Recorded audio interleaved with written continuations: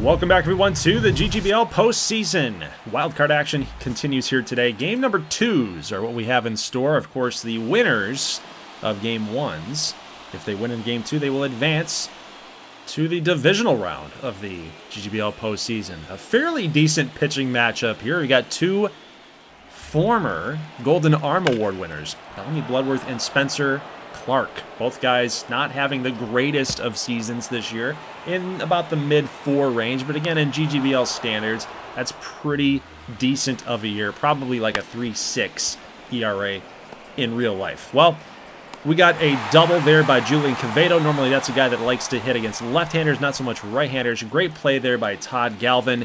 He comes up in the bottom of the 4th inning. He made a great defensive play to shut down the inning. Then, offensively, in the bottom of the 4th, he gets a hold of this one off of Spencer Clark, but just not enough juice to get it out of the ballpark. And then Mario Mazza strikes out promptly. So both pitchers through 4 innings. It is scoreless. How about Vladimir Drago? He's going down in the cut fastball. 5th inning.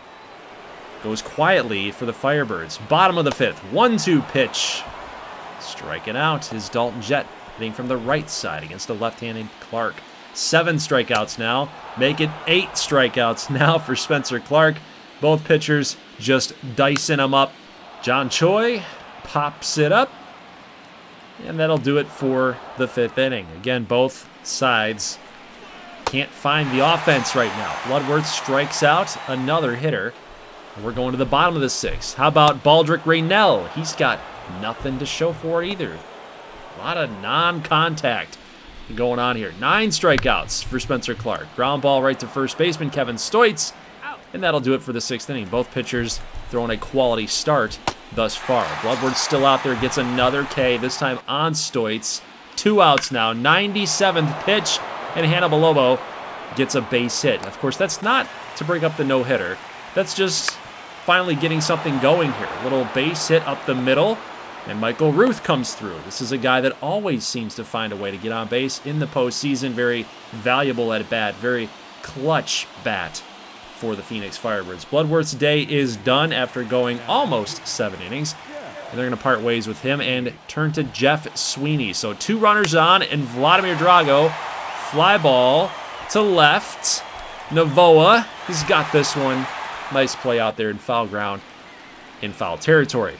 Bottom 7th, 71 pitches for Spencer Clark, and there's Todd Galvin. He didn't miss this one. Deep to left center, that baby's gone. Solo shot for Todd Galvin. Remember earlier we were just talking about how he made a great defensive play. He almost put one out earlier. That one definitely had the legs, had the juice to go. Now how about Dalton Jett? He goes nearly in the same spot. Beautiful if you're a Michigan fan. Unfortunately for Spencer Clark, the 2 runs in the 7th might be very costly, but there's still a lot of baseball left to be played here. We're going to the top of the 8th after another strikeout by Spencer Clark. Michigan will yet again go back to their bullpen for Reed Hoffman here in the top of the 9th. Base hit here for Hidalgo. So this is not over by any means. The tying run coming to the plate. 2-2 pitch here, and Colton Cannon just taking that one looking. Normally he's pretty good on that pitch. Nice and inside, middle in. But this is the batter that you have to get. 0 for 3, Kevin Stoitz. We know what he can do, but he's going to ground it out. Double play, potentially. Yes, sir. Mallard's turn 2. This game's over. We are going to a game number 3.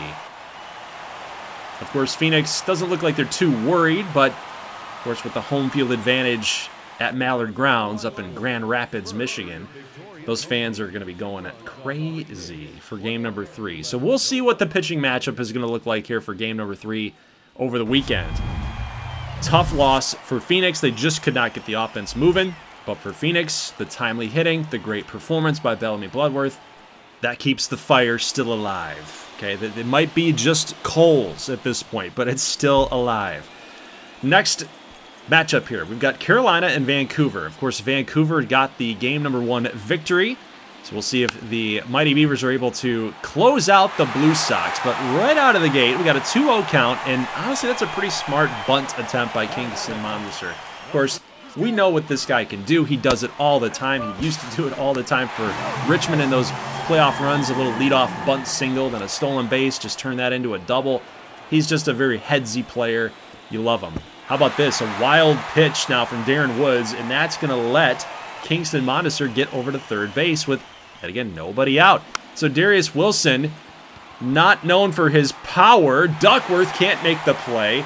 This is going to be a base hit. Kingston's coming home, and that's going to manufacture the first run of the game. So, of course, Carolina, we know what they can do with Castilla.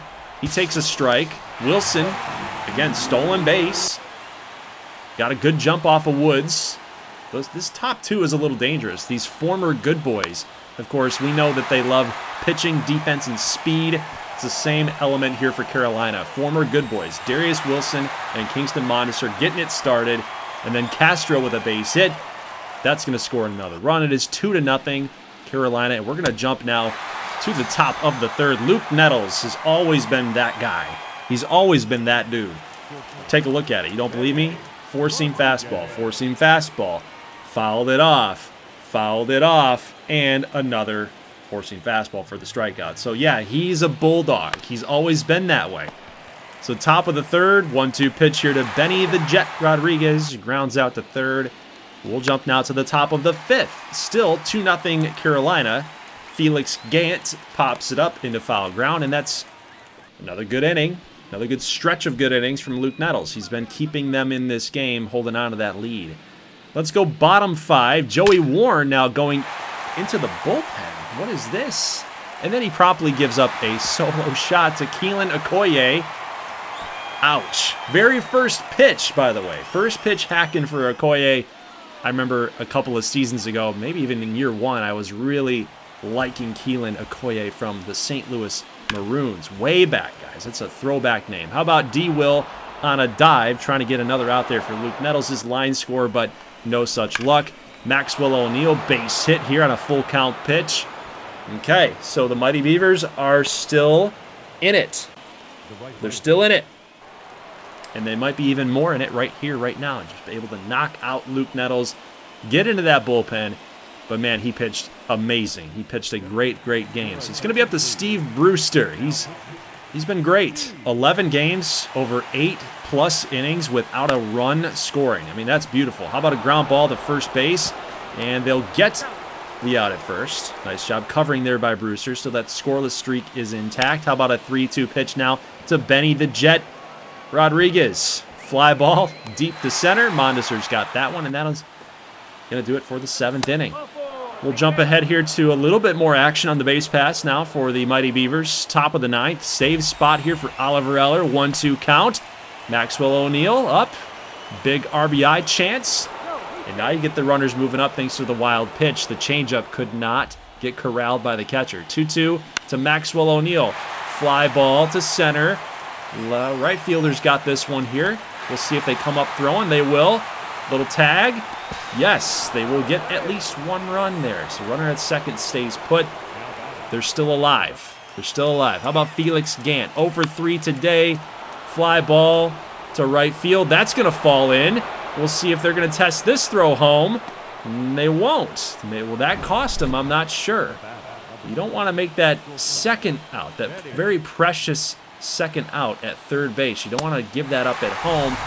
You do get Benny the Jet coming up again in a clutch spot. He can't come through. Swings right through that one. And interestingly enough, they're going to make a call to the pen to get Todd Ackerman, another former Richmond good boy, to come on through to get Chucky Pinkard. And he got him looking. Got him on 2 strikes. Blue Sox will get a win. That was a great game.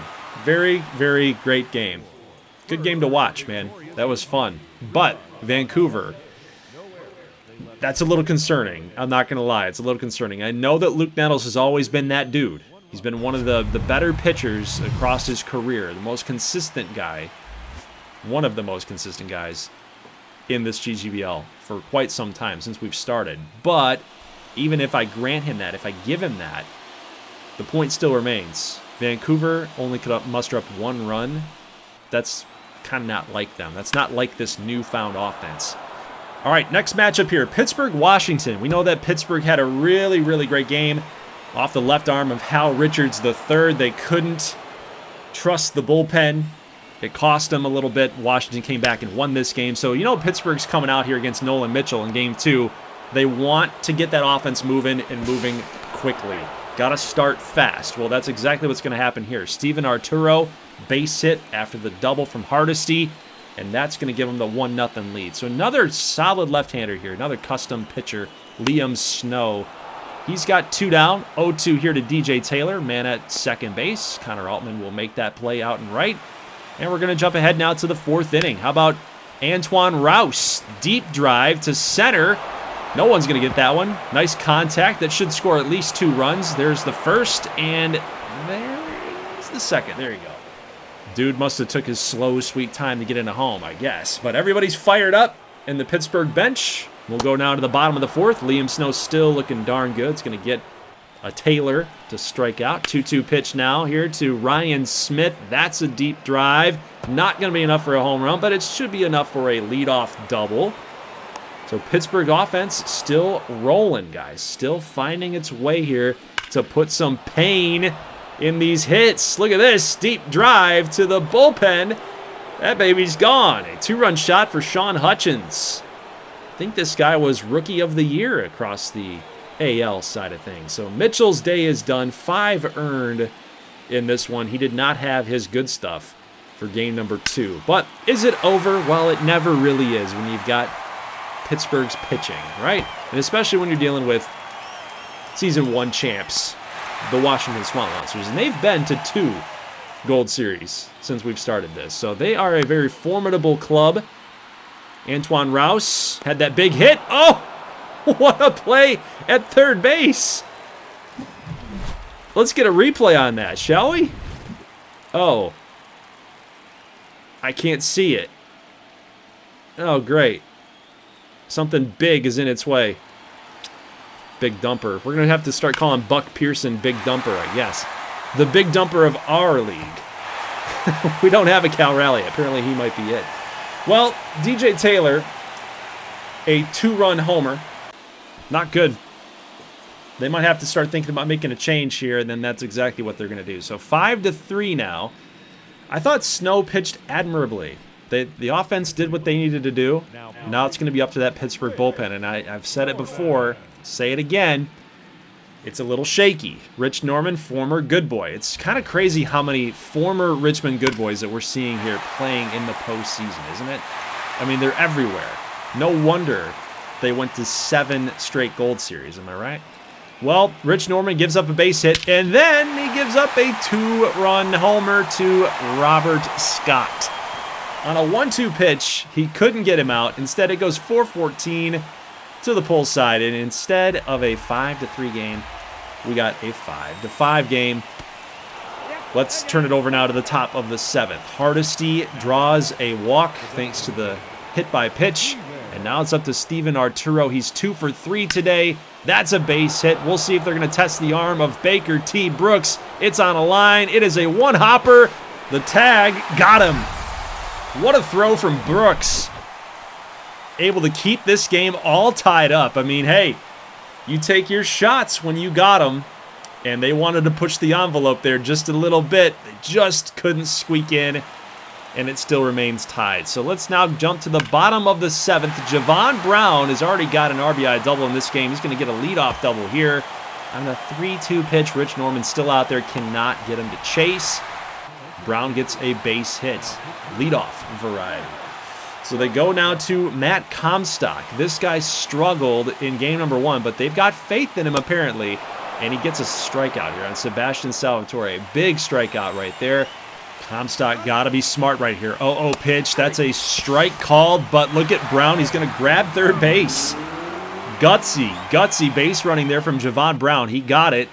0-1 pitch now to Pringle. All you got to do is to put the ball in play. That's a nice play, backhanded from the first baseman, but the run's going to score. So it is 6-5 Washington. They do get the strikeout on Dalton Whitaker, so they do fire back and get the K. Comstock still will have an earned run against him. So now we're going to turn to the top of the 9th. Washington holding on to a 6-5 lead. And Antoine Rouse, are you kidding me? He does it again. A big-time knock right there, tying the game up. Makes an incredible play defensively, almost Derek Jeter style. And then he comes up with a solo shot to tie it up. Unbelievable. Antoine Rouse, have yourself a game, buddy. So unfortunately for Pittsburgh, that's all they're going to get. But fortunately for Pittsburgh, they tied it up, right? So they live to fight another inning. They'll shut them down here in the bottom of the ninth. We've got extra innings, playoff baseball in the GGBL. So we got a base runner on here. Woody Getz is still out there. And I'm thinking you might need to get him out of here. You might need to do that. You give up a home run to tie the game. Now you're potentially going to be on the hook for a loss. You got a base hit right here to right field. And no, they're not going to be able to corral it. That's still going to score 1 run. Pittsburgh takes the lead 7-6 off of that RBI double from Jordan Van. And that is all that Pittsburgh's going to get. So now it's going to be up to their bullpen not to blow it. Tristan Everett, 45 of 51 saves this season. Leadoff base hit. Pringle is on. Dun, dun, dun. We got some trouble. Trouble for Pittsburgh's bullpen. 1-2 here to Whitaker. It seems like you can get him on those inside fastballs. He just takes this one looking again. That's another strikeout for him. Baker T. Brooks, base hit going the other way. 2 runners on. The tying run is at second. The winning run is at first. But now you got to get DJ Taylor. He's already got a 2-run home run in this ball game. 0-1 pitch. Everett gets the ground ball. Hardesty over to shortstop. Back over to first base. And they got him by a step. Pittsburgh holds on. Man, it was getting dicey for just a moment. But, man, they held on. 7-6 final score. They tie the series up, guys. 1 game apiece. So we'll go to game number 3, see if Pittsburgh can pull off the upset or if Washington can clamp down. They've got the home field advantage. Can they clamp down and get it done in game 3? We'll find out over the weekend here. All right, next matchup here in the NL, we've got DeAndre Quisenberry. Very, very good ERA. Great win-loss record, 15-6 across a 3.86. Same thing here with Trig Matthews, 18-10 with a 3.96. You might as well say, what's the equivalent of that across the MLB, across real life? This is, again, is an offensive, very offensive league. I'd say that's probably more like a 2.5 ERA. That's how good that these guys have been. I think that's pretty equivalent. Well, GB Wallace gets a base hit, little swinging bunt, basically. But it'll do. Carter Williamson comes through with a base hit. That's going to be a RBI double. Nobody out. Hans Brolo, deep drive to right field. Clifford Durham giving chase. He's got it. Guess the wind didn't really help him out there. But that's going to score another run. Wallace is going to get in. It's 2-0. 2 outs here. Horvath, base hit. Maybe. If Carver can actually get the throw off, he can't. So it's going to lead to another run. Man, if he just had made that play cleanly and he was able to get that throw off to first, I think they would have had an out, saved a run. But now they've even got more trouble as Andino's on with a walk. So Trig Matthews, this is his 27th pitch.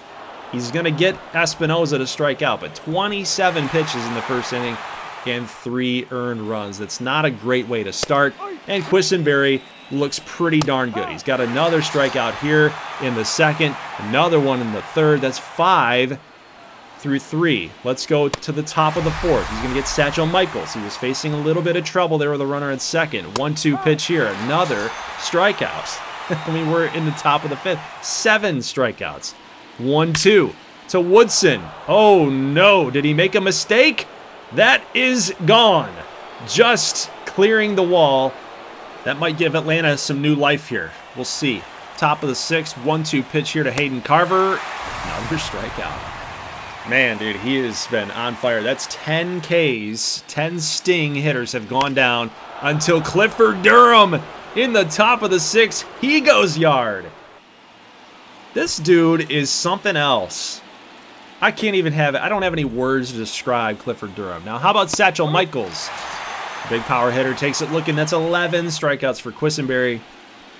And we're going to the next inning. So it's up to Mauricio Del Toro. 53 in a 3rd innings pitched. his rookie season hasn't really been kind to him. You can see kind of the luck that he's had. They had a little, I won't even say it was a hit and run, but they had the stolen base attempt. You had the second baseman pulling to the bag, and it just left the hole wide open. That was a double play waiting to happen, and Del Toro didn't get it. So Carter Williamson gets a base hit here too. That's going to be a 4-2 game. And then he got a deep drive by Hans Brolo. Durham is at the wall, leaps for it. He got it. He took it away. He stole a 3-run homer away from Hans Brolo, and we will get another replay on this. Again, this dude is insane. Clifford Durham. He's just one of those dudes. He's like Kevin Stoitz, but in the outfield, man. It's like every time he comes up, he hits a home run, and now he's taking them away. But you know what? Gavin Saples says, you know what? Clifford, you can't get that one. 3-run shot for Gavin Saples, and that is the 3-run bomb that they were hoping they were going to get from Hans Brolo. So instead, Durham just watches this one fly out. It is 7-3, and I would be remiss if I didn't show you guys the whole story. Espinosa gets a solo shot right here. It's 8-3. Atlanta will make a change, and they'll put in Josh Bennett. Very good numbers. We'll also get another RBI on top of the Espinosa home run, so it's 9-3. Williamson's got another one, so it's 10-3. Little check swing. Carver can't handle this one again. He's had that happen a couple times in this game. At least one time. Now that's 2. 11-3. Carver having some trouble out at third base at the hot corner. It is 12-3. And Atlanta will get one more run, but it doesn't matter because the game's over. So yeah, that was your summary of the entire game. Offense for Kansas City. Lack of defense for Atlanta. I mean, the Monarchs just hit the ball today. I mean, and Quisenberry just shut him down. 11 strikeouts in 6 innings. Not much you can do when a guy's pitching that well. And you got Durham going 4 for 4, doing the best that he can. But Williamson also went 4 for 5. It's just that's the type of game that it was. So we'll see what happens in Game 3. That's the great thing about baseball. You can get your butt beat in one game, but in the next one, you've got a shot. So that's the beautiful thing about baseball. But we will see you guys in the next one here over the weekend to finalize the Season 8 wildcard round and get a little preview for the divisional series. Which, by the way, when that video drops, when that new bracket appears, then you guys get a chance to play for more channel points if you let me know who you think is going to win each of those divisional rounds. So I'll see you guys in the next one. Leave a like if you like this thing. As always, thank you so much for watching, and peace.